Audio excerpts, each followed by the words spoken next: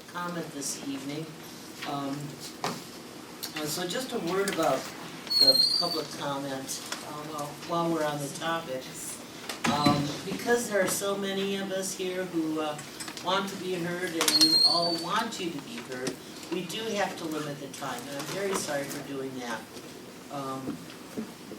But it's necessary because of the number of people here. You can always contact your city councilor or all of us through email, through the website.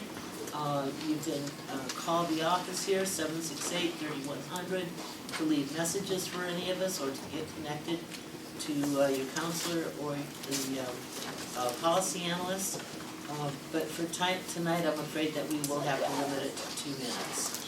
So, first on the agenda,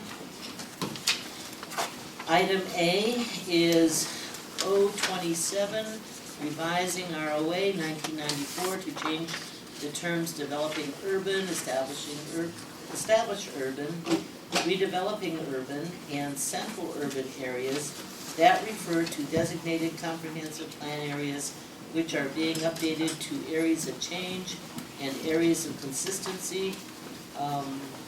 Sponsors are Councilors Jones and Benton, but all three of these are really together, so we should just address them all at the same time.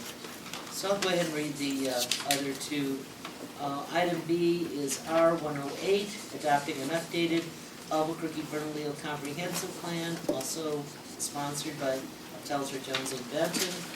Item C is R109, revising the Code of Resolutions, ROA 1994, to update terms in annexation policies that refer to designated comprehensive plan areas which are being updated as part of the comprehensive plan update, and sponsored by Councilor Jones and Benton. So, Andrew, would you like to kind of help us take us through these, please? Sure. Chair, members of the committee, as you know, this agenda has three related bills. R16108 would adopt the updated Albuquerque-Bernalillo County Comprehensive Plan, and then the other two, 027 and R109, would amend the Code of Ordinances and the Code of Resolutions to correct cross-references to parts of the comprehensive plan that are made in those documents and should be considered as companion legislation and not considered for final adoption until the comprehensive plan update has been adopted. So let me go through, before I get started here, let me go through a brief agenda for tonight's presentation. First, I'm going to spend a few minutes covering the public process, the two-year process of meetings and workshops held for this update. I'll go over some of the key improvements that this plan makes over the existing comprehensive plan. I'll touch on some of the concerns that have been raised by stakeholders and provide some staff comment. And then finally, we'll open it up to public comment, and we can take any questions as the project team can take any questions that you might have. So the draft plan that's before you tonight reflects a substantial public process that included contacts with hundreds of residents around the city. We had a kickoff event in early 2015, followed by a series of visioning workshops and focus groups that were held throughout that year. The first draft of the comprehensive plan was made available to the public for review in January, about a year ago.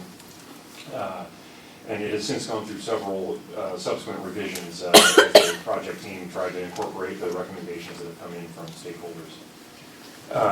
The team held meetings in all quadrants of the city, and including multiple meetings at different times of day, in hopes of making sure that anybody who wanted to attend one would be able to do so. This next slide kind of breaks down the different types of events we attended. They included presentations to organizations, to neighborhood associations, to coalitions.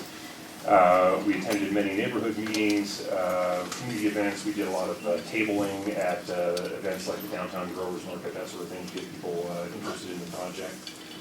The media outreach for the project included newspaper, radio, bus shelter, and internet advertising, articles in local media, neighborhood news, and then a direct email listserv that has about 10,000 people on the list.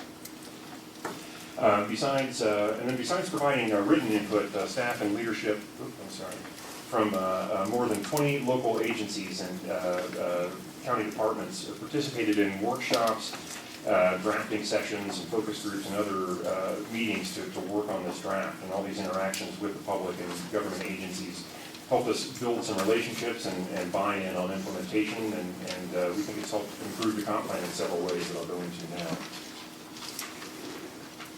So the current Albuquerque-Bernalillo County Comp Plan was adopted in 1988, and it had its most recent significant amendment in 2001. That amendment was an outgrowth of the Planned Growth Strategy Project and established a city policy for encouraging infill growth in vibrant activity centers along multimodal corridors.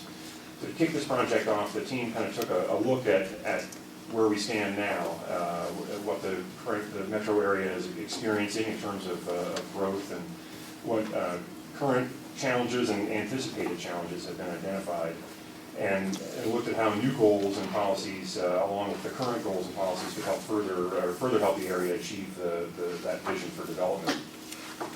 The comprehensive plan looks at today's trends and predictions for the future.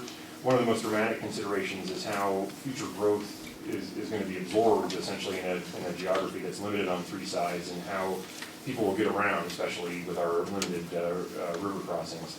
The updated comp plan focuses on mobility and providing transportation options for residents, and it frequently discusses multimodal transportation options because private vehicles already experiencing congestion today are expected to only face more in the future, especially on bridge crossings. This plan looks at how other transportation modes could help that, and how land use could be coordinated to maximize the use of multimodal corridors. Another trend that we're seeing is that for the first time, the proportion of growth by families with kids is expected to be only about 20% by 2040, with the rest made up of single-person and two-person households. And that means we can expect a growing number of people will be looking for alternatives to the typical single-family house. Similarly, a survey by the Mid-Region Council of Governments found that while the majority of residents in Albuquerque currently live in what they describe as suburban or semi-urban places, they're interested in living in more urban or more rural places in the future. So the comp plan emphasizes increasing urban options and preserving rural places as more people choose to live in. Another major change from the current comp plan is that while about 90% of the current comp plan's content is preserved in this new draft, the document has been updated and reorganized to be more usable and more subject-focused to make it easier for readers to find out what they're looking for. So this slide has the chapters, or as they're referred to in the comp plan, the elements of the comprehensive plan. It also proposes to update the look and feel of the document with more detailed maps that illustrate concepts like the hierarchy of centers and corridors, and other graphics and photos that are aimed at making the document more accessible to readers by highlighting key points. The updated comp plan is based around a new set of guiding principles. These emerged as priorities from residents during the public process, and each of the chapters or elements aim to view its subject matter through those lenses and contain policies and narrative that relate to each. The updated plan aims to give clearer policy guidance for its key functions, providing a framework for the environmental, which essentially are providing a framework for the Environmental Planning Commission and the City Council to analyze zone change requests and development proposals and other new plans or regulations for adoption, such as the forthcoming Integrated Development Ordinance.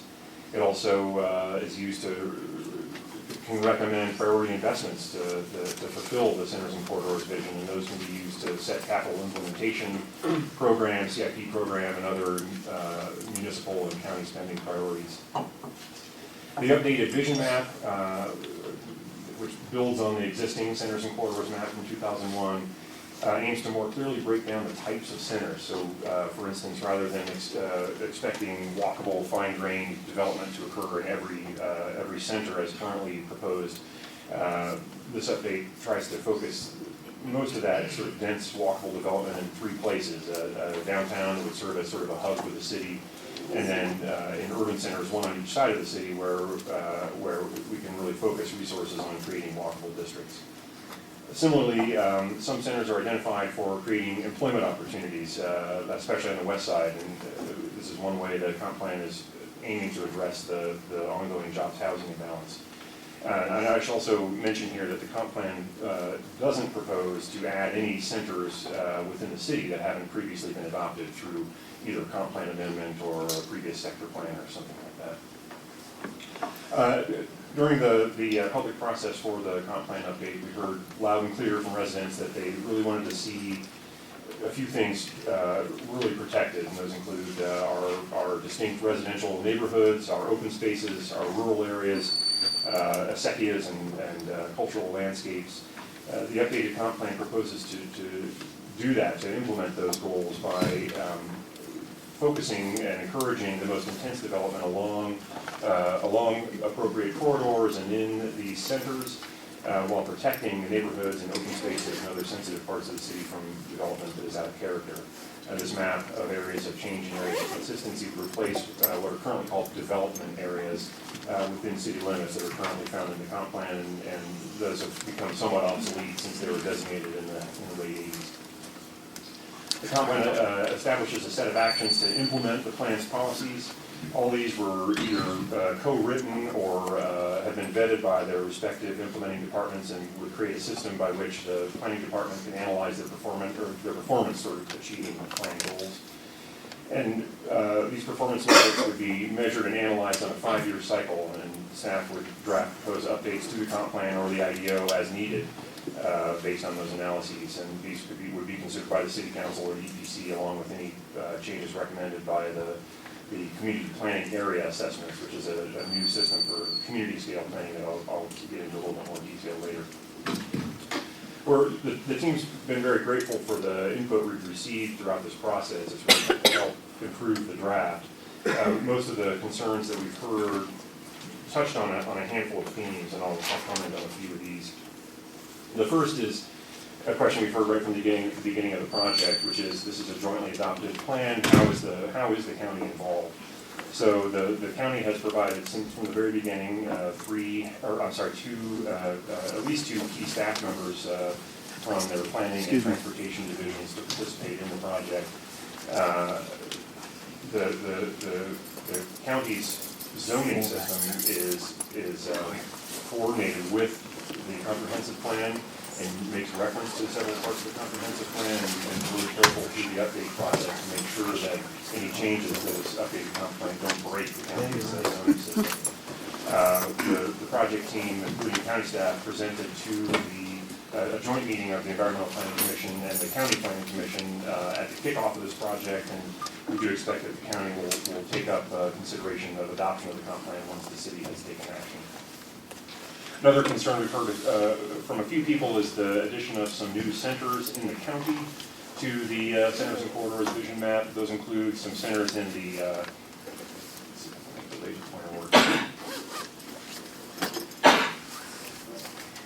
East Mountains area that were adopted by a county sector plan, and then several centers in the Santolina area that were part of the Santolina Level A master plan, which was adopted by the county commission.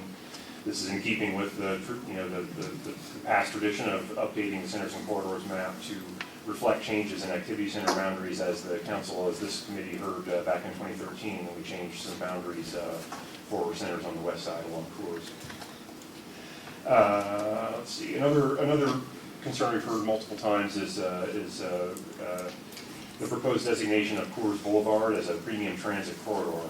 So this designation is an adaptation of the existing major transit corridor designation in the current comp plan, and it essentially aims to identify 4 corridors that the Mid-Region Council of Governments identified or recommended for high-capacity transit systems in the future as part of the Metropolitan Transportation Plan, Futures 2040.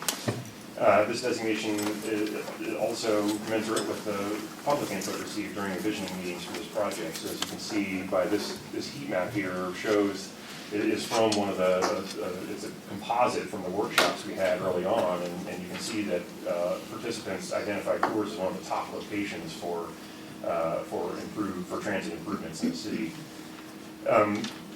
This designation does allow for some density bonuses for transit-oriented development, as proposed in the integrated development ordinance. But I should note here that the view protection regulations from the tourist corridor plan have been incorporated into the draft IDO, and these would supersede any bonuses that would potentially impact views to the east. And additionally, these bonuses would not be applicable until such time as a high-capacity, high-frequency transit system was actually implemented on the corridor. And then another question that has come up throughout this process is what will happen with the sector plans. So I should clarify here that updating the comprehensive plan, adopting an updated comprehensive plan would not affect the adopted sector plans at this time. The comp plan does establish a new system for small area planning, but the sector plans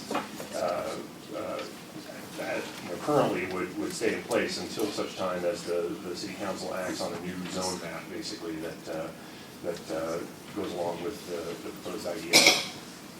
So we currently have more than 60 sector plans in Albuquerque, and many are several decades old.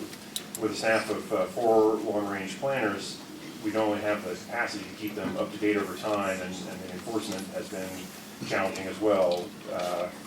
And finally, they only really cover about half the city, which leaves a lot of neighborhoods outside of the small area planning opportunities. So this project, what the comp plan would do as part of this project is consolidate all 1,200 policies currently contained in the sector plans into the updated comprehensive plan. And it would establish a new system that would enable community-level planning on a slightly larger scale than one neighborhood at a time. So with regard to those policies, from the very first comprehensive plan draft, the project team has sought to make it very clear to readers how the existing policies and goals from sector plans have been incorporated. The plan document contains endnotes for all included policies, which can then be referenced in a publicly available policy matrix that's organized alphabetically by sector plan. And a reader can start from either document. They can start from the matrix and find out, or look at the comp plan, find out where the policy came from, or they can start with this matrix and find out where a policy from the sector plan that they were interested in ended up in the comprehensive plan. And that policy matrix has also been made available in the documents for this hearing.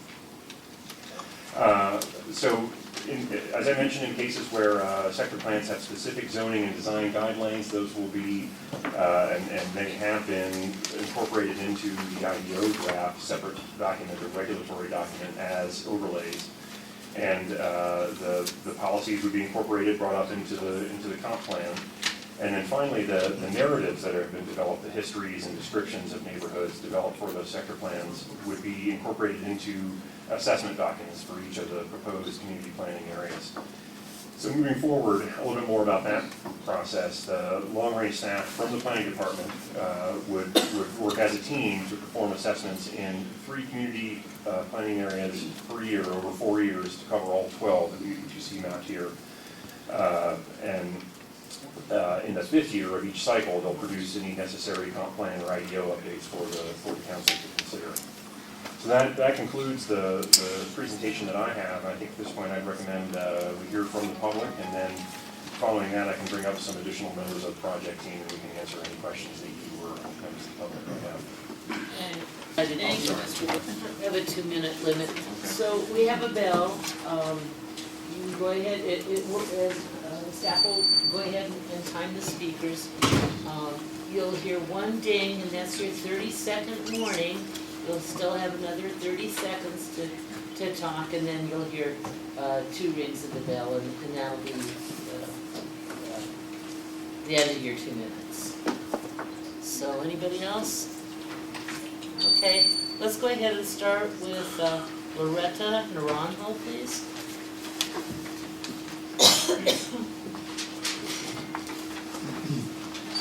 Good evening. Good evening, Chair and councilors. My name is Loretta Naranjo Lopez, and I'm a lifelong resident and descendant of Don Manuel Martin in Martineztown.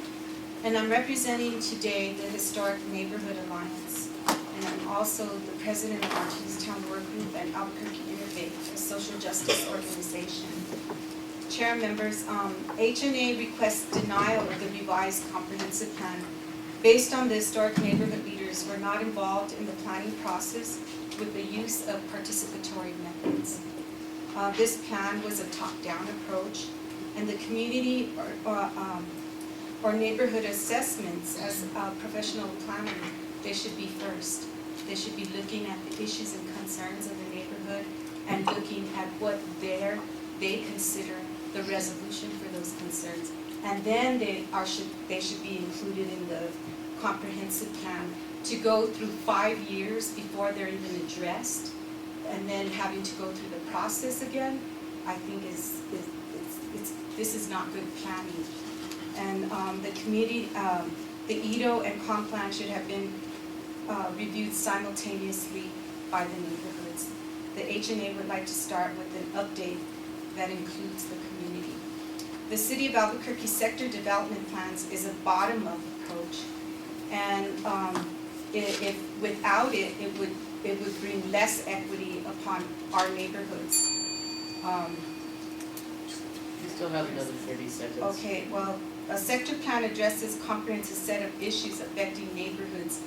These are unique issues, and the general plan is not a document designed to address the unique culture, traditions, or character of the neighborhood, and also about making sure that the people are involved in it and are able to live in the neighborhood.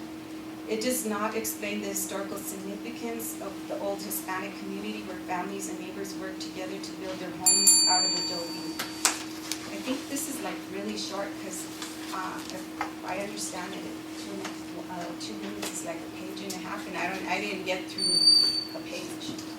Well, we would invite you to, please call or write emails. You can write an email and copy all of us, or select whatever counselors that you'd like to address individually. I'm just saying, who's ever doing the timing, 2 minutes is not what I 2 minutes. was. And I apologize for that at the very beginning, but we have, as you can see, a full house full of people. You know, this is an important issue, and we should be able to So- get our issues across. I mean, that's already a problem. So we can't. there's a phone call that you can make, or email, or come in and have a meeting. So next one is Ms. Renee Horvath.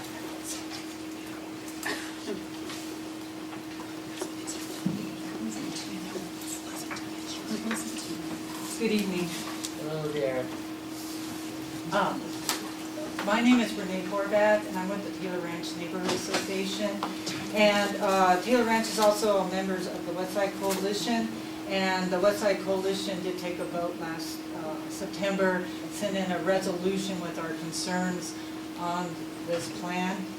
And so I want to explain that we've attended many of these meetings over the years, over this last year, and we've relied on our sector plans because we have a lot of natural features on the west side with the volcanoes and the river and spectacular views. So our sector plan, the Forest Corridor Plan in particular, has really been helpful to maintain those views, keep the building heights low, architecture consistent, signage toned down, and preserve it like a parkway. So, eliminating that really puts us at risk at maintaining what we've worked so hard already. And I know they say, well, we got it in the comp plan, but it's spread out and it's mixed in with everybody else's sector plan policy, so it kind of loses the meaning. And I did spend time over the weekend looking at the IDO and the overlay zones that they're promoting. They says, well, that will take care of everything. They're incomplete and they're scattered. The signage here, the view regulations here, the character over there, it just sort of loses it's tying it together. So I feel like we're more at risk giving up our sector plan. So that has always been a concern of us. And in addition, standardizing the rules to make everything the same. We need customization for our plan, and reducing the public involvement. You see us a lot, and it's taken us being here to make sure that those plans are followed and to preserve that quality. So that's why we've been concerned. We think we're rushing this too much. It's taking a while to really understand what we have. So thank you. Okay, thank you. Next we'll go to Mr. Robert Nelson.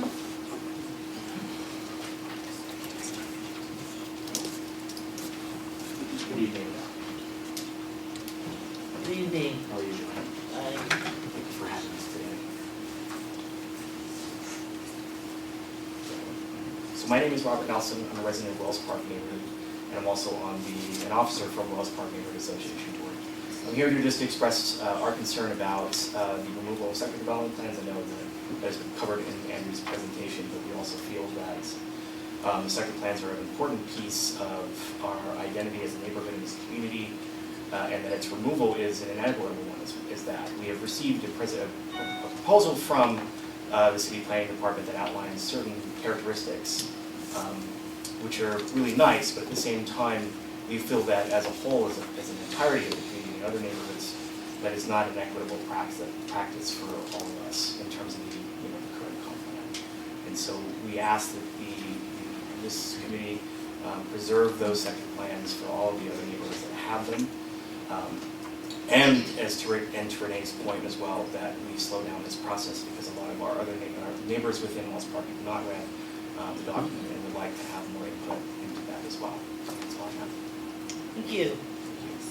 So, I should have started out with this. This document is just big and thick, but it is available online. Correct? I'm sure, yes, that is correct. Okay, and where would we go to find it online? It can be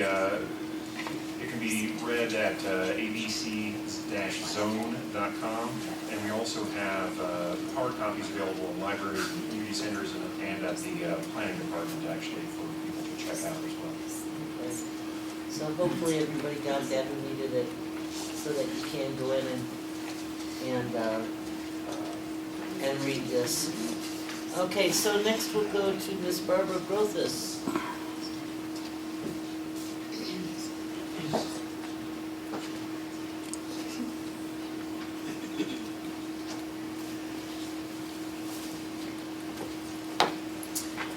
Good afternoon, councilors. My name is Liz Grothus. I live in Reynolds Edition downtown.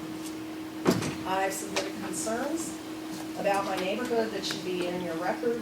I'm here today to talk about the push to quickly accept this document and move it along. We understand this has been what may be considered a lengthy process, with enabling legislation in 2014, a rollout of the process in 2015, and community meetings into 2016. I'm sure you think this is a fine progression to this point. However, while the elites, the professional planners in the hierarchy from the national consulting enterprises and organizations like NAOP may have spent months on the minutiae and know the document intimately, the neighborhoods and average people who had little to do with the process were served up piles of documents with EPC hearings already pending.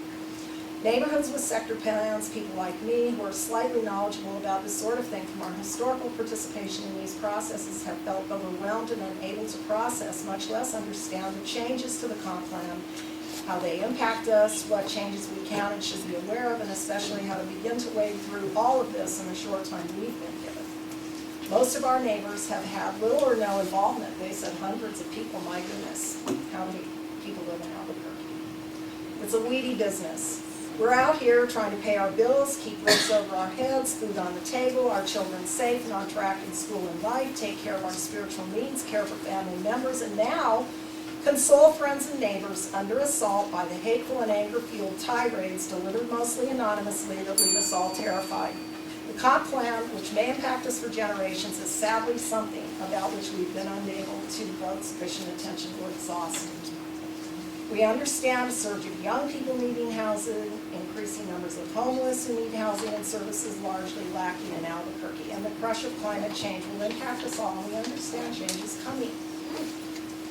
I attended one of the EPC hearings. People were given short shrift on comments, while real estate organizations and developers were allowed more than double our time for input. If we spoke as individuals, we were discounted as we are today. This kind of process does not inspire. If you, as individual councilors, have not met with neighborhoods who have their sector plans swallowed by the plan, I think you should do so. Okay, thank you. Appreciate it. Thank you. Okay, next one is Miss Esther Armijo. Right. Maybe I'm misreading it. It looks like ESTE. You know what that is? It looks like Esther Armijo. All right. Let's see. Next one is David Wood. Hello. Madam Chair, Councilman, good evening. My name is David Wood. I'm Vice President of the North Valley Coalition and President of the Greater Gardner Neighborhood Association. City Council adopted Resolution R-270 1980 in 1980. For 36 years, that resolution has served our city very well. It has worked for developers in some cases, and other cases it has protected neighborhoods from bad zoning, up zoning, down zoning by setting a high bar for determining if a zone change is appropriate or not. These 10 criteria have been the cornerstone for determining whether a zone change would be approved or not in our city. Now with the streamlining approach to zoning, those same protections that R-270 afforded will all but be eliminated, if not severely reduced, with much of the hard zoning decisions being made at the discretion of the director. It's difficult to understand how the comp plan's vision contributed to the language contained in the IDO. In areas, the IDO's language appears to directly contradict the intent of the comp plan, particularly the comp plan's stated goal of enhancing community input and meaningful participation. That's why both comp plan and IDO should be viewed as a single document. Of further concern is in the permitted use tables in the IDO. There's over 15 new permitted uses in that table. That is a zone change without a zone change. Some of the new permitted uses are of similar use. That theory was thoroughly rejected by City Council in the ZEO's declaratory ruling of the Edith Transfer Station. You're going to hear a recurring theme this evening that we want to slow down this process. Perhaps the most honest reason I've heard to date for getting this project complete with EPC approval and council adoption was that the planner told me in a study session, we want this to get done because you never know how the next administration will view our work. I care not if this process extends to the next administration. Thank you. Next we have Tad Naminsky. Thank you. My name is Ted Niemiec. Well, let me start from, I went to serve for this meeting. That's not much less than central rebuilding, Arton Central, chaos. That's the way they were treating neighborhood. There was so much concern by neighborhood that their livelihood will go away. That is one thing. Now all I hear urban, suburban, and rural. We don't have any more suburb. We don't have any more city, Albuquerque, rural. Yes, we had rural. Galpadon range right here, Martinez Town, and etc., etc. I do remember portion of those ranches. So it is not concerned. Now streets right here. Financing, funding, planting, zoning, street widths, etc., etc. That is my big concern. We already, let's say central already, decreasing to 1 lane each direction. Already, you guys done it, same thing with zoning street, decreasing, and replacing with bike lane. We don't have median anymore on central, and we won't have on central and zoning and call either. No, I'm sorry, zoning. So anyway, now, are you going to change your Paseo del Norte? I'm just giving an example. To northern passage. I don't think too many people would like it. How about, forgot to say, right? No, that was I it. didn't hear first thing. Okay, thank you. So, Thank you, Mr. are you gonna Murphy. change your city to And the next modern speaker Badon or is Miss Manzano to Gloria. Apple? That sounds bad.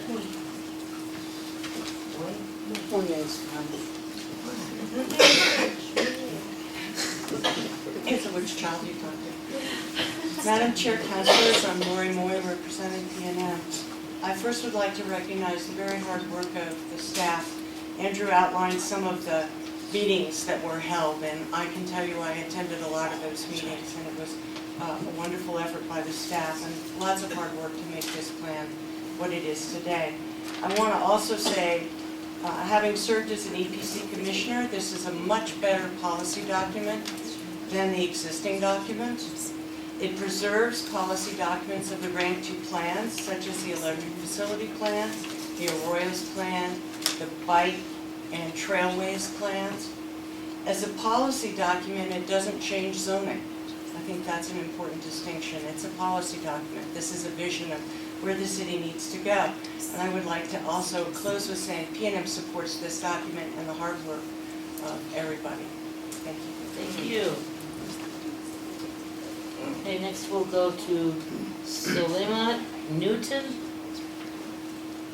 Salima? Okay. See Martha Powers. Okay. Miss Kim Murphy. Mr. Kim Murphy. Sorry about that. Quite all right. I'm used to it. Thank you, Madam Chair, members of the committee. I would like to just echo what Ms. Moy expressed. I have advised several institutional property owners for the last 18 months on this project. I've been extensively involved in a number of meetings, provided lots of written comment, most of it very general, some fairly specific. I too am a former Environmental Planning Commission member, and I believe this plan is an excellent plan, is much improved over the existing document. I understand that neighbors have concerns, and I'm not here to comment on them or discount them in any way, but the planning framework is a very positive one, and I believe the community planning areas will address a lot of the neighborhood concerns whose planning efforts are undertaken. I'll stand for any questions. Thank you. Thank you. And Ms. Lynn Anderson.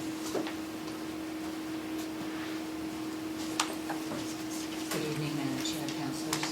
My name is Lynn Anderson. I represent NAIOP, Commercial Real Estate Development Association, which is a cross-section of all the professions involved in commercial real estate. We absolutely endorse this plan. We think it's a wonderful change. It says a lot to the fact that when I first went to the first meeting with the consultant on this, his opening comment was that he had worked in over 50 cities across the country, and Albuquerque had the worst planning process of any city he had ever been involved with. It says a lot to why sometimes we don't see job creation, why we don't see services provided all over the city, because the process here can sometimes take years.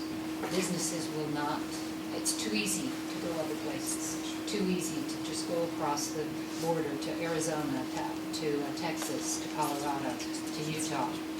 We sincerely and deeply believe at the NAIOP that we need this to grow with quality, to grow with predictability, and we urge your adoption. Thank you. Thank you. And next we have Angela Beal.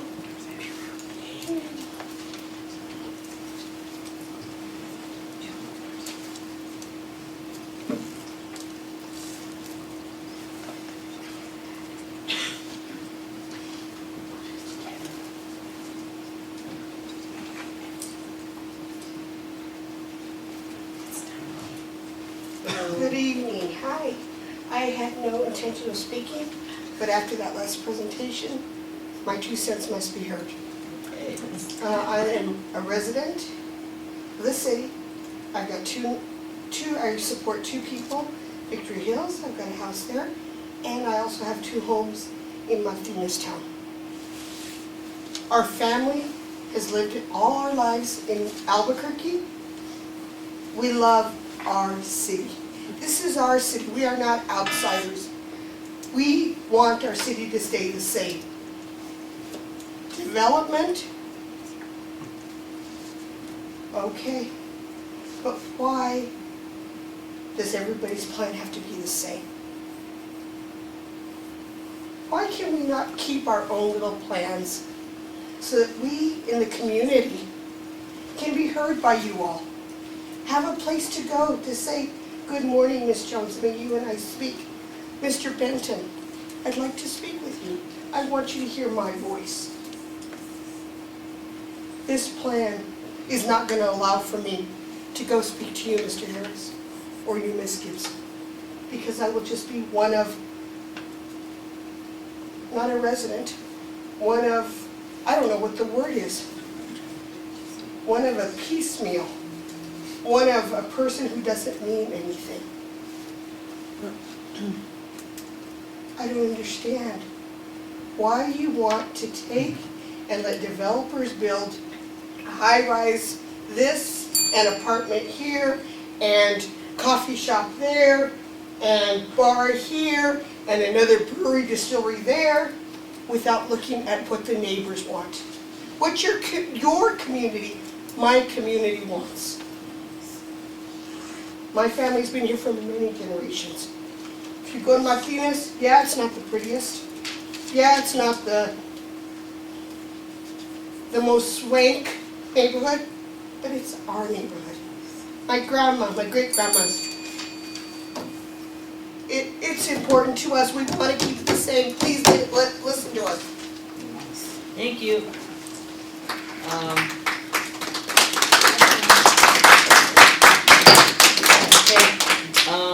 No applause, please, because we want to give everybody a chance to speak.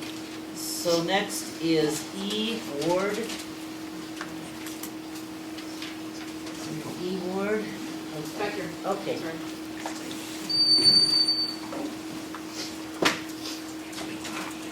A lot sooner than I anticipated. Sorry. Then after I'm going to start saying these 2 at a time. After E. Ward is Pat Gallagher. So if you just be ready to come forward.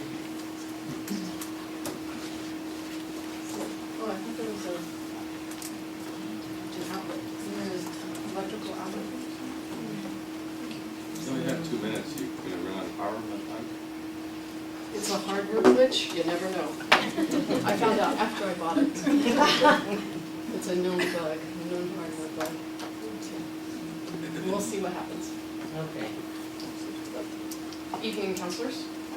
With respect to that is due, I point out that the councilors present today do not live on the west side and urge caution in imposing standards that may be appropriate or welcome in the Northeast Heights or other areas with different needs and character. My comments directly address the assertion that the designation of Coors Corridor as a premium transit corridor is simply providing West Side residents what they want. West Side residents have asked for more stops and more routes. They have not asked for the destruction and redesign of Coors Boulevard. Promoting art as the model shows the disingenuous nature of the assertion. The art plan removes local stops. Further, if the jobs housing ratio were seriously deemed to be addressed by the new zoning designations, what is the need for the premium transit? Their proposed loop crosses the river to the east. If the future jobs on the west side, for west side residents, are going to be on the west side, where is the need for the loop that does not address the lack of local service? The condescending attitude that we simply need to be educated, that the change is in our best interest, did not go unheard and will not go unchallenged. I address the mystical, magical CPAA process that has yet to be determined. Removal of the sector plans on this notion that, oh, we're gonna have something better. It hasn't been defined. And further, I think it's long-term bureaucratic job security on the part of the planning department that want to remove public input and saying, oh, we don't need to spend $20,000 for someone to help us with the sector plan, we'll do it ourselves. When what they're designing, the process they're designing removes public input early on in the process. Thank you very much. Yeah, why don't you guys do this? Okay, next we have John Ransom, please. I'm sorry, Pat Gallagher. Sorry about that. Really confused me there for a moment. And then it'll be John Ransom. My name is Pat Gallagher. I'm the president of the Albuquerque-Land Landowners Association on the west side. And this, I've written a letter to your committee, and we got back answers in a hidden spreadsheet on a website that was rather difficult to negotiate. And I was wondering, is that the conventional way that we get our feedback back to the people who write letters? That's, but anyway, that's not what I was going to talk about. Thank you for change glasses. Thank you for responding to our letters anyway. I thought the dismissive tone was a little bit much. There was nothing in the change columns that said, oh, we're going to listen to you and change what's happening here. Not a thing. Nothing's changing. I don't know what you do with our letters, but there isn't much coming out of it.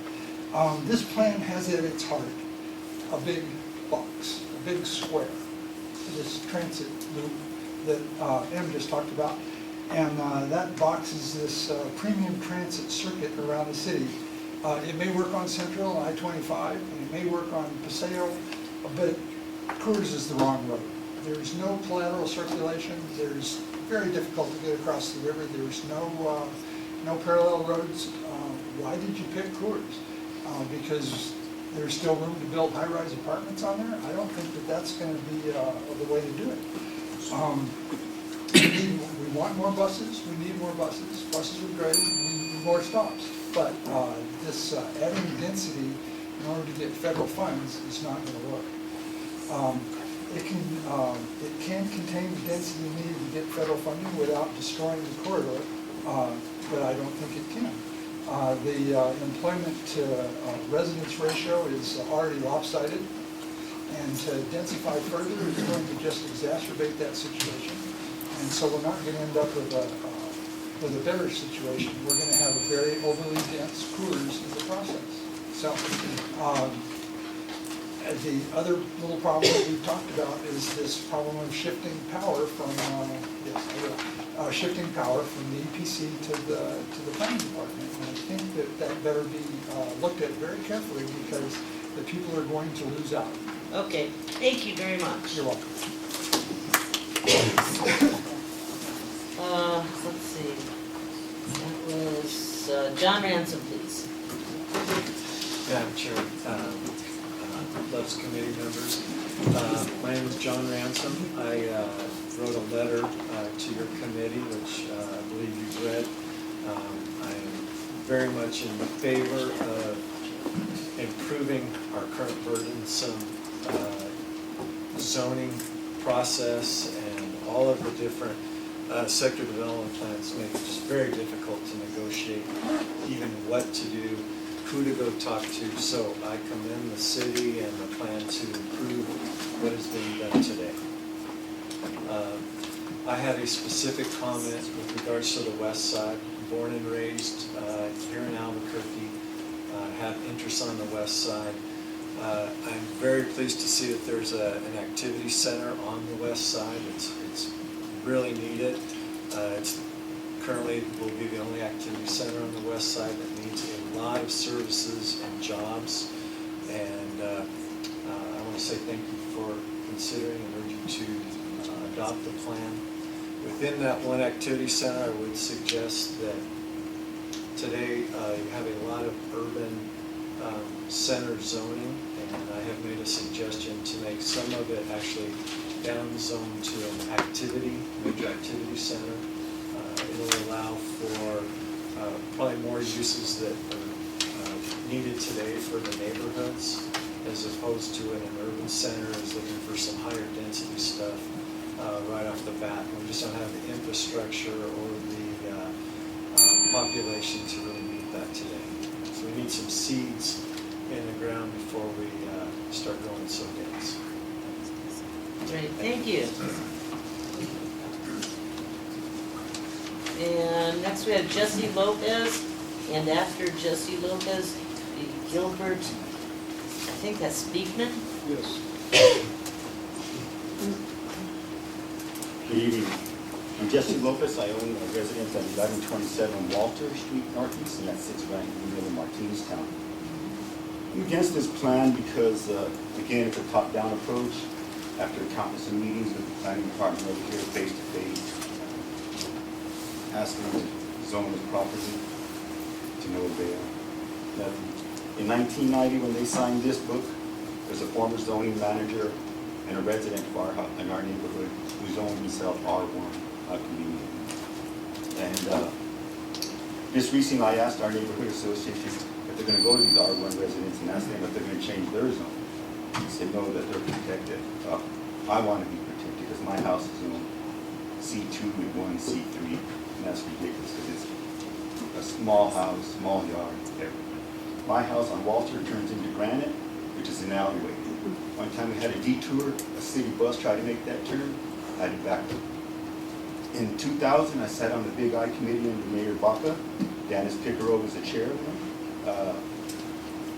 Going to countless meetings at the neighborhood association. The frontage road was not supposed to open up on Mountain Road. Now you have the frontage road opening up on a 2-lane road in front of a school zone and going into a residential. Instead, where it was supposed to open up was on Indian School or Dedia, which is a 5-lane road, 2 going east, 2 going west, and a middle turn lane. It's just ridiculous. Like I said, meeting with the planning was a waste of time. All they did was council was paying you, but our plan stopped. In 2010, we had a plan signed by the neighborhood, signed by a bunch of residents, with Sign Southwest with a vision and a goal for our neighborhood. Boom, that was shut down. They brought in Barter Design, 2012 plan, tried to ram that down our throat. Didn't go. Now we have this mess. They're not listening to the residents. I live in a house, not a commercial business. Thank you, sir. And Gilbert Speakman, followed by Nikki, I don't know the last name. It looks like SBMTNA.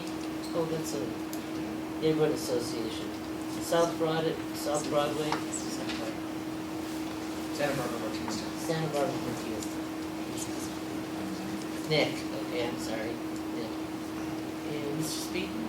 Yes, good afternoon. My name is Gilbert Speakman, and I'm a member of San Ignacio Martineztown Work Group. And I'm here to support the Historic Neighborhood Alliance, and I would like to see Martineztown, Santa Barbara continue as a family and child-friendly neighborhood.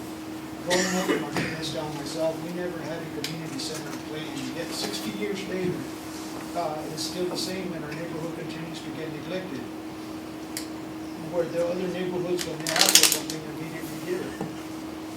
Had it not been for the Martineztown House of Neighborly Service, the youth in Martineztown would not have a place for recreation. I have a lot of good memories of Martineztown because the neighborhood was friendly, many of the customs that we had in the neighborhood are gone. In the past, there was May festivals at Longfellow Elementary for the children. The senior center had May festivals and the Amistad Senior Center. And now nothing happens for seniors here. Growing up, my mother used to walk to San Ignacio Church, crossing Lomas. And she did this until she was 80 years old. And she never had a problem with anybody bothering her. It was a safe neighborhood. Now I see Lomas is very dangerous to cross. And there's more traffic intrusion even along Mountain Road and in the neighborhood due to more commercialization.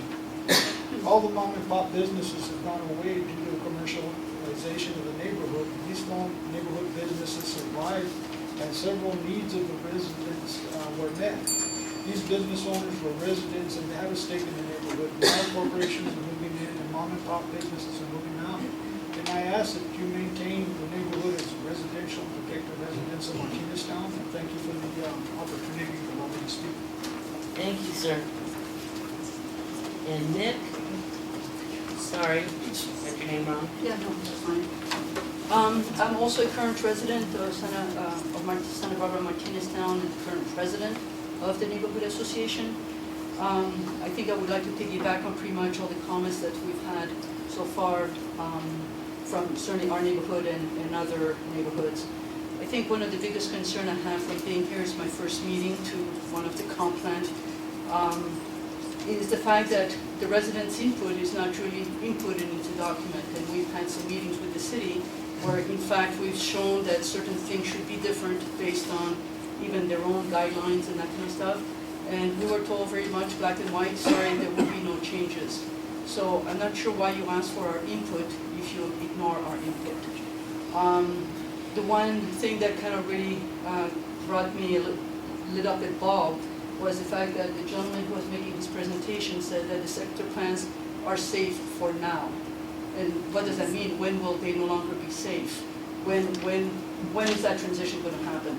The other thing too, as the Neighborhood Association, we've been trying to go through the IDO, the comp plan, and it's very difficult, other people have mentioned that, to figure out what the real image of the neighborhood is going to be.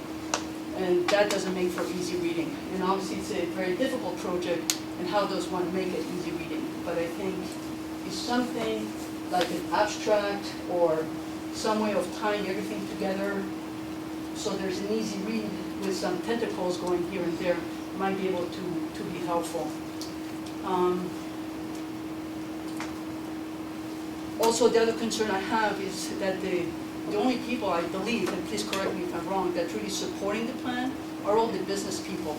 So it's got to be in their interest, this plan, but it's supposed to also be about the residents in the neighborhood. And as perhaps you know, the Santa Barbara Martineztown neighborhood is a very old and historical neighborhood, and as many other neighborhoods in Albuquerque, we have our very own special issues.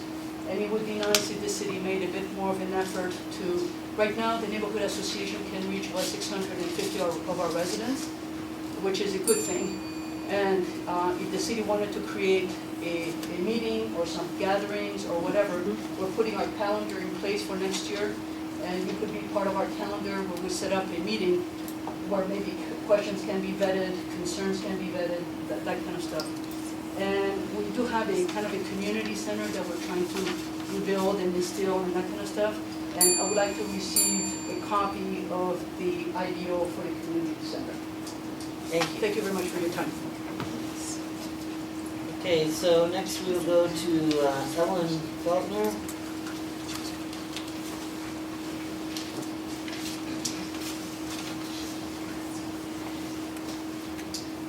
Evelyn Feltner, President of Inez Neighborhood Association and Secretary Emeritus of District 7 Coalition. I have been to many meetings on this plan and faithfully reported back both to my neighborhood association and to meetings on District 7. And we have discussed them extensively. The neighborhood board feels that this is the best deal we're going to get. We are part of the area of consistency, which I kept pushing in the meetings. I kept drawing my little circle about to change this, and I kept saying, we don't need a sector plan. We don't have one currently. We're fine where we are. And the District 7 representatives pretty much felt the same thing, that we are happy in the Northeast Heights being the Northeast Heights middle class residential, not invaded by too much commercial. We did stress over and over, and they asked me to from my board, it's important to recognize you don't want heavy commercialization next to a residential neighborhood. And the fact that you put apartments there does not mean you are helping, it means you are extending the commercial area. So you should realize that commercial and high-rise do not mix well with single-family residential neighborhoods and try to put buffers between them. But as I said, we think this is probably the best we're going to do. It's a very readable plan. I did read it at my library, and we hope you will pass it without substantial changes. Thank you.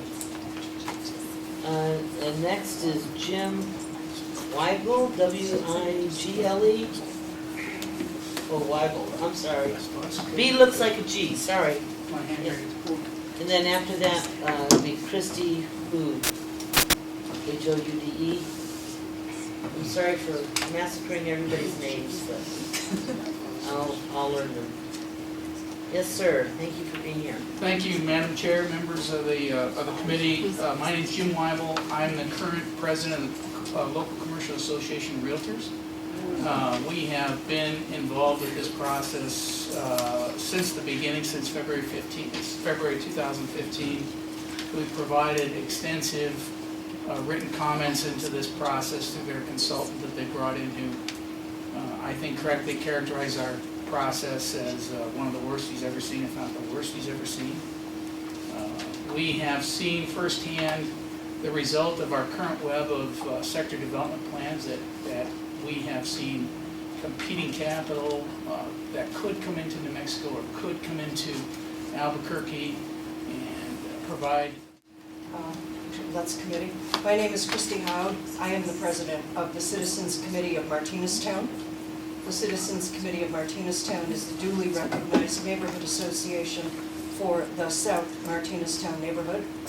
Thank you for the opportunity to provide public comment on the proposed ABC to Z comprehensive plan to update the Albuquerque-Bernalillo County Comprehensive Plan. South Martineztown is a small, vibrant, established residential neighborhood sited at the east gateway to downtown. Water challenges to our neighborhood include flooding and storm drainage. Traffic challenges include projected adjacent medical facility development on Lomas Northeast, north of I-25, and commercial development on Broadway Northeast from Lomas Northeast to Central Avenue. Another expected traffic challenge relates to the New Mexico Department of Transportation proposed changes to the I-25 interstate at the Martin Luther King exit ramp. We expect considerable additional traffic on the arterial streets surrounding our pocket neighborhood. We are encouraged with the introduction of the guiding principles that indicate what is particularly important to residents and the policy that guides the city planning department to engage with residents on a 5-year cycle of assessments. We like that part of the comprehensive plan a lot. The South Martineztown sector plan was adopted in 1995. Much of the planning done then remains relevant and has protected our established neighborhood.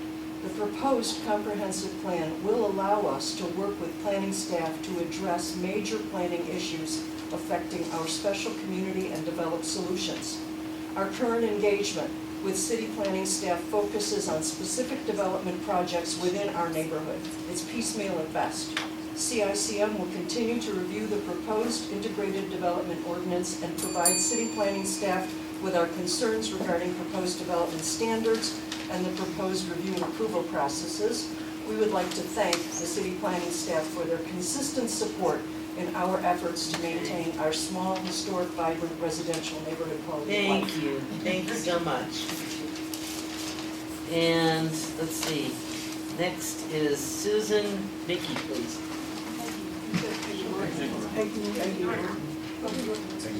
Oh, Peggy Norton, I'm sorry. Sorry, Mickey. Good evening, councilors. I'm Peggy Norton, president of the North Valley Coalition. We already submitted our official comments, and I haven't had time to really review the responses back on the spreadsheet. I'm very concerned. I finally got a hard copy of that, sat down to read it with my coffee this morning. I put off trying to read it because I had older copies, and I'm a hard copy person. I want to write notes on this. I looked at the solar. There's a little paragraph on solar and protecting solar access. But it goes from here, then it jumps forward to section 13, then it comes back to section 12, then it comes back to section 5. How do I do that on a computer, and at the same time jotting down notes? I really thought solar should have had more weight. I noticed developers are for this, neighborhoods are mostly against it, at least your valley, your west side, and I can understand why. The Heights is pre-platted areas, they're developed. They don't have the pockets of variation that the valley seems to have. Although on the west side, they talked about ensuring adequate land, more housing options. I'm not sure how they're going to ensure the adequate land for commercial development. Are the neighbors going to be able to be a part of that? We have had speakers come out. I've attended several meetings. We've had speakers come to our meetings. And my concern is I'm sort of getting the glossed over edition. I'm not hearing the things that haven't been considered. Nothing's really being changed in this plan, but I know that there are going to be consequences from this plan that without reading that whole 500 or 600 pages, we aren't going to know about until it's too late. The CPAs, there are 3 things that are happening: the assessment process, the list of priority capital projects, priority programs. Seems like that would be something done before we get the plan rather than after the plan is approved. So. Hey, thank you. Thank you. And Susan? Sorry about you earlier. No problem. Good evening, my name is Susan Mickey. I am a resident of this city, and I absolutely love it. I love living here. I hope to spend my last days here. It's a beautiful city. Despite its imperfections, it's a wonderful place to live. I have one concern. I've been to very many meetings. I know most of the planners by first name now, and they've done a tremendous job.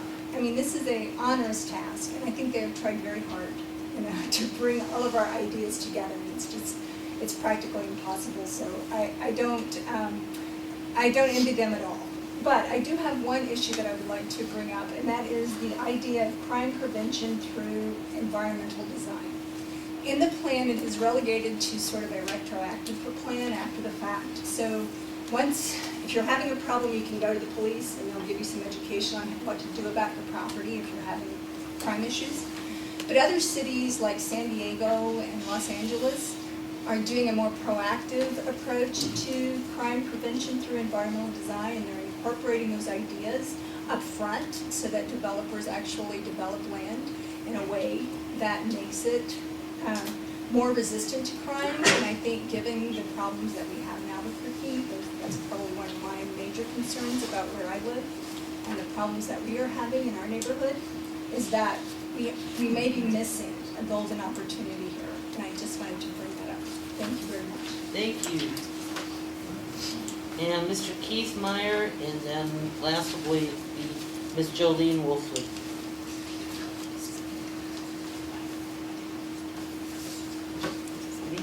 Madam Chair, Councilors, my name is Keith Meyer. I'm here actually speaking on behalf of the President of the Society of Industrial and Office Realtors. We are a group of commercial real estate brokers who candidly deal on some of the larger projects.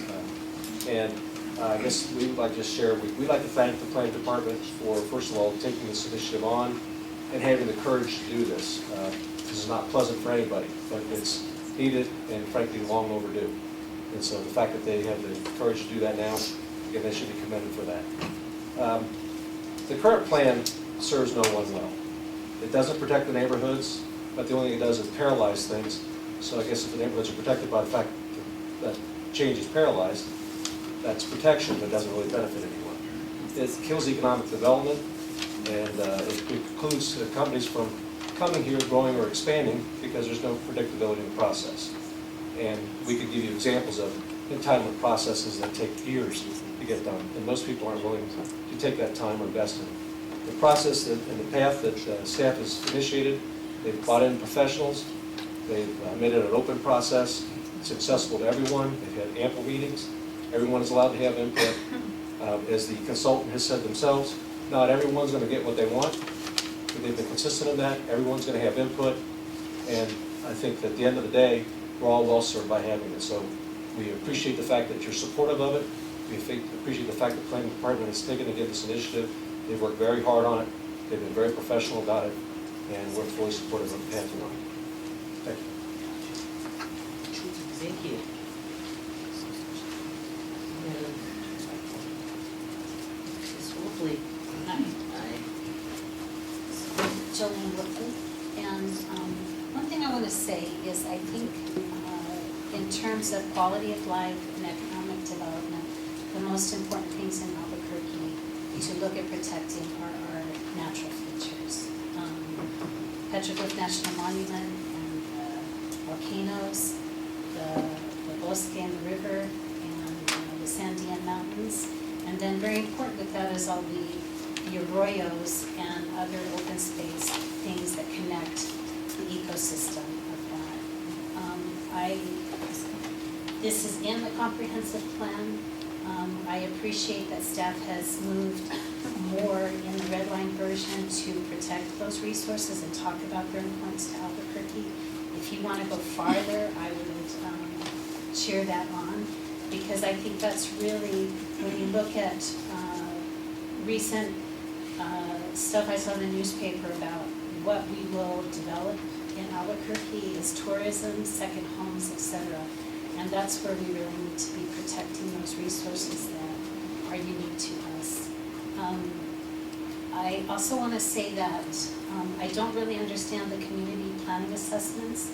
I'm concerned that we might be saying that new planning, new engagement between neighborhoods, property owners, developers, elected officials like yourself may not be appropriate in the future. I'm not really clear on what we do when we have new ideas, when we have new planning things that we want to do. The community planning assessments don't really seem like the kind of planning tool we've had with the sector plans, which are, sector plans, area plans. That's something that's used around the country. This isn't some negative thing we have going on in Albuquerque. It's a very established planning tool. And then finally, just with the ideal portion that is on the heels of this, please take your time with us. It's very complicated. It's massive changes, and we want to work with you on that. So Thank you. Thank you so much.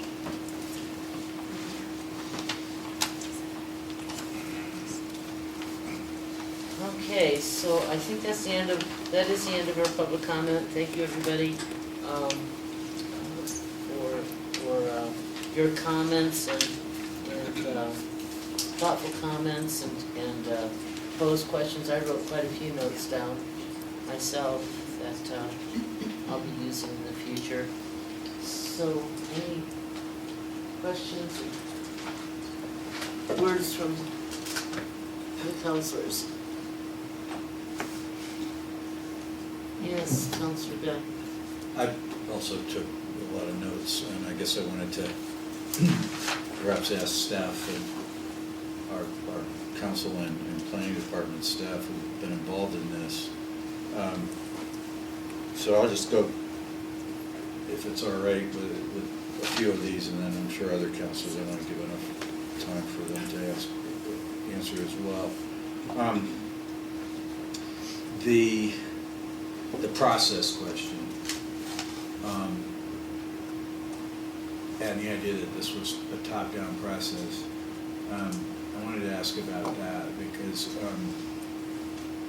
that really is a key. I mean, one of the things, my takeaways from when I first heard the consultants speak about how complicated our present process is, I was very interested in that because of the mistrust that he described. He described a lot of mistrust between the development community, historic neighborhoods, especially historic neighborhoods, but neighborhoods in general.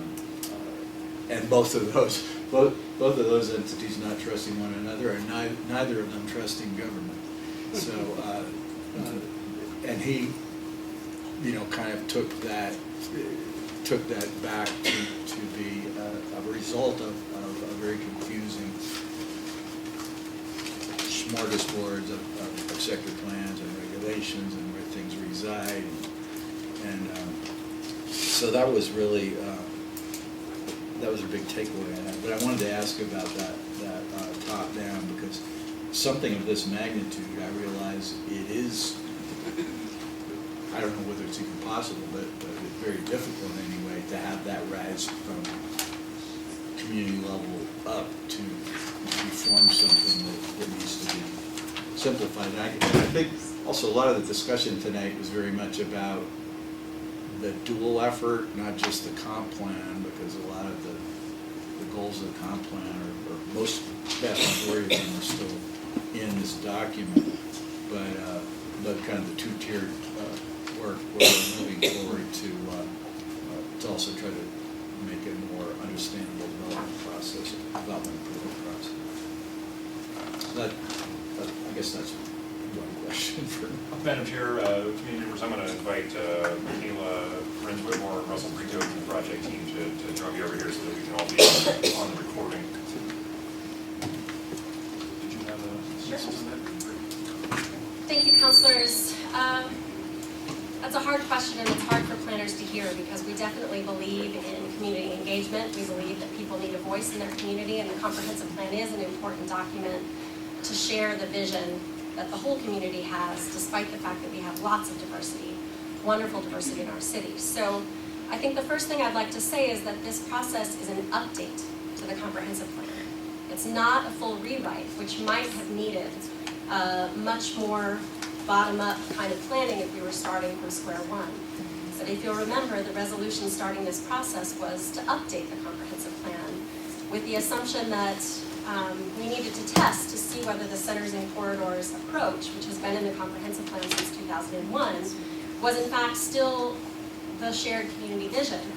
And so when we did the visioning workshops in May and June, the question was, how should our community develop, given that we're expecting growth to 2040, where should it go?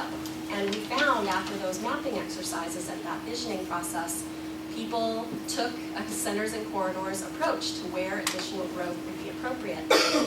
The focus groups that we did in July and again in November and December were well before there was a draft on the table, and those were really opportunities to look at the content that was in the comprehensive plan, as well as the concerns that people had since the document has been written in the 1980s, to say, what do we need for parks and open space? What do we need for economic development? What do we need to protect our wonderful neighborhoods? And so I was very pleased with those focus group discussions where we got challenges and strategies and the guiding principles that have been woven throughout the comprehensive plan.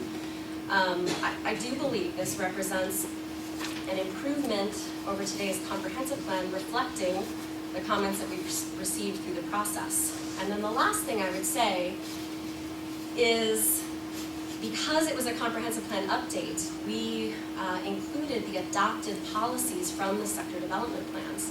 So those were done with community involvement. They are on our books today, and so by bringing them into the comprehensive plan, we're reflecting the adopted policies that those community members helped to create in their sector plans. So for those reasons, I think to say that it's completely a top-down process is just a partial perception of what we've done here.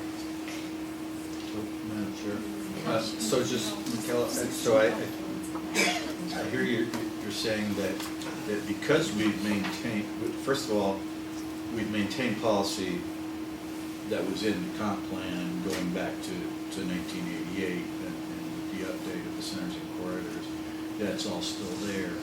And I think what I'm hearing you say is that with regard to the individual sector plans, of course, those are certainly very geographically constrained areas, and small groups of people worked on those.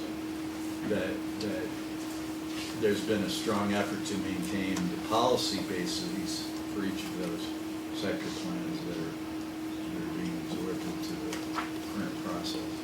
Absolutely. And so if those didn't exist, we would have needed to go area by area to see what policies were needed, but because they're on our books and they're being brought in, I think what you see before you is a more complete, a more improved comprehensive plan that does reflect those area-specific concerns. And then just the other point that's related, just quickly, and then if I could, Madam Chair, and I'll let others ask questions, but I think the point that was made by Nick, I was taken by that because the whole intention of this was to make it easier and more easy to understand, but it's a big fat book, there's no doubt about it, there's no getting around it. What about, I think she was like kind of some interesting suggestions as to how we might distill this a little bit more, even for the purpose of a person that has that time to sit and go through this entire document. About that. I know that the matrix does, the matrix is what we're counting on to answer a lot of those questions, but could you speak to that? So, councilors, many of the neighborhood associations have asked us to come and present to them about what the changes are, and for those we have provided a handout that generally, like you were saying, tentacles to other places to get more information. Kind of a 2-page document that says, if you want to know more about this, go here. If you want to know more about that. Some people said that was too general and they wanted us to be more specific, but as you mentioned, this is a huge and complicated document. I will say that one of the reasons we had the focus groups on individual topics was a hope that we could spend a concentrated amount of time talking about one topic, parks and open space, and now let's talk about economic development, now let's talk about housing, and that certainly happened in July, happened again in November and December, and happened again when we had a draft in April and May. All of those presentations from those topic-specific meetings are available on the project website with excellent resources for people who are interested in one particular thing to look at. And we continue to be incredibly happy when people invite us to sit down and talk through what their concerns are and where they can find those addressed in the document, and we'll continue to do that. Last thing is the chapter 3, the addition of the, calling it a people's summary of the entire document. So if that big fat thing is pretty overwhelming, I suggest that people really start with that chapter, which in fewer than 10 pages kind of walks you through what are the big ideas here and what do we hope as a community to encourage by the year 2040. Thank you, Madam Chair. Thank you. Well, if I might just add, I thought the first 3 chapters were really an easy read, an enjoyable read. And for those people who are afraid that somehow this document was losing sight of our history or our cultural flavors and influences, I would hope that they would go back and read those again, or maybe for the first time, because I think if you read those, kind of gives you a sense of pride of where we started from, as a city, a little village on the Rio Grande to where we are now, and the planning steps that brought us to where we are now. So that was a great read. I can kind of understand how, flipping back and forth can be, a little annoying sometimes. But on the other hand, this is organized so well that I think I think we're time and energy ahead by having this type of organization, which is really pretty intuitive, and having to go back from section to section, rather than trying to be repetitious. and making this, I don't know, I suppose we could double the size without, without trying too hard if we went to another format. So,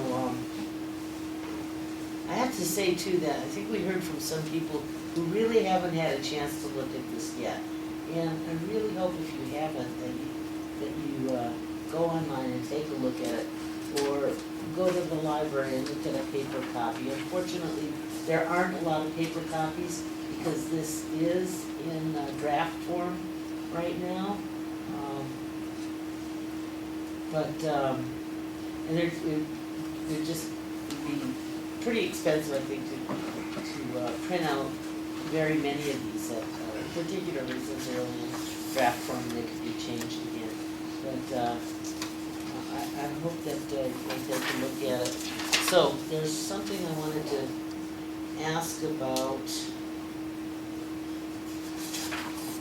So Coors Boulevard comes up time after time. Whenever this topic comes up, there are a lot of very worried people concerned about Coors changing and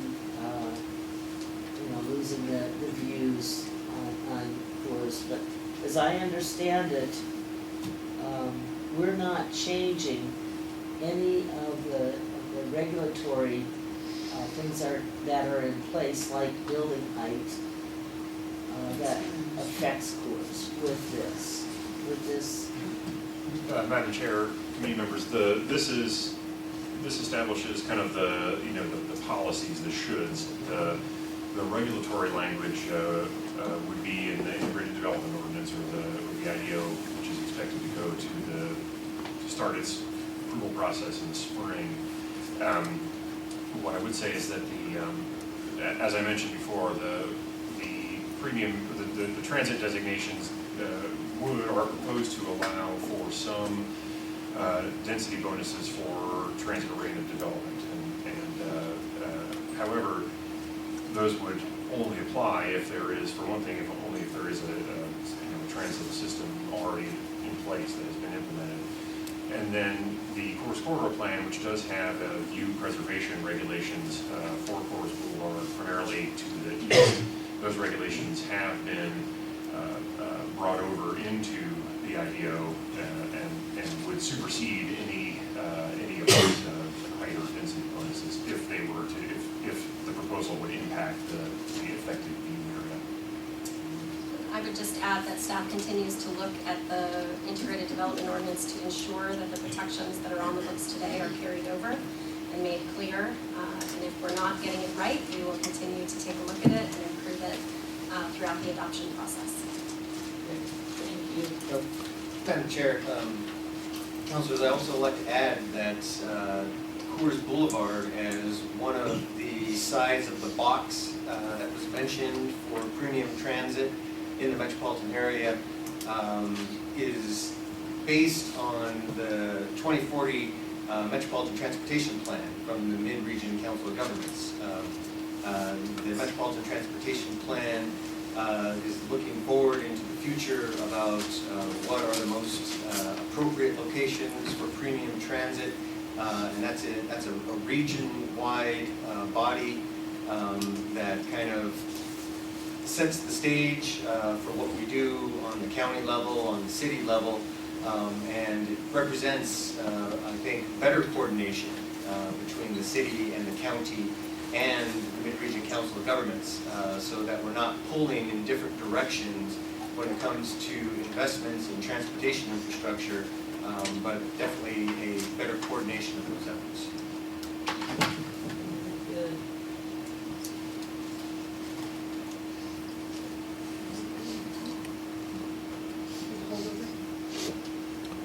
I make a motion to have the second hearing on the O-1627, R-16-108, and R-16-109 be on December 14th.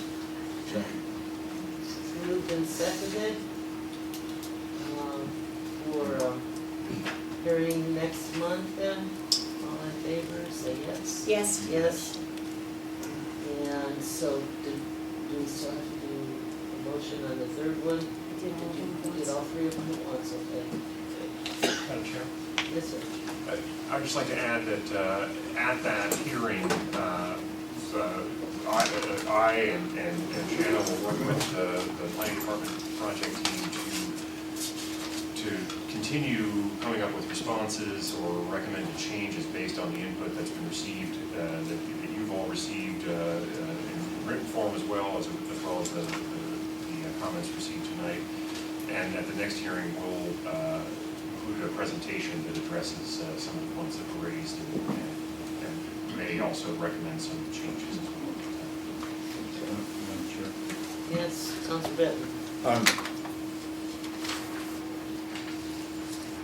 First of all, I want to thank everybody who came down to listen and to speak. And I think we've obviously still got our work cut out for us to ensure that there's a reasonable level of comfort with this document before we pass it. But I asked a specific question there, but I also wanted to follow up on the characterization, Andrew, that 90% of the original comp plan is still there. What became of the other 10%? That's a great question, Madam Chair, Councilor Benton.